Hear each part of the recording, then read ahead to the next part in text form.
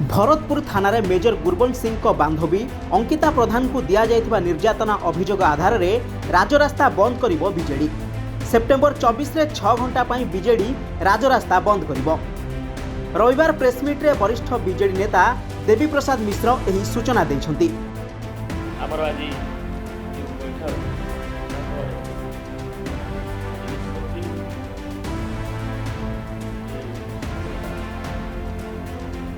तारीख दिन मंगलवार दिन 6 घंटा बंद पालन करने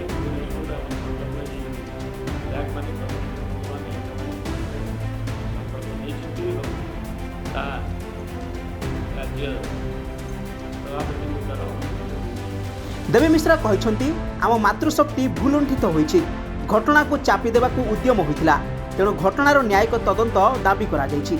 एथिसह बहु आलोचना पर्यालोचना पर बीजेडी आसंता मंगलवार 6 घंटा भुवनेश्वर बंद पालन करिबो। एही बंद सकाळ 6टारू आरंभ हेबो एवं केवल भुवनेश्वर रे ही कराजिबो। भुवनेश्वर व्यतीत राज्यर अन्य कौनसी स्थान रे बंद पालन कराजिबो नाही। एहा पूर्वरु शनिवार बीजेडी राजरास्ता को ओह्लाई घटना संपर्क में राजभवन सम्मुख में विक्षोभ प्रदर्शन कर सारी।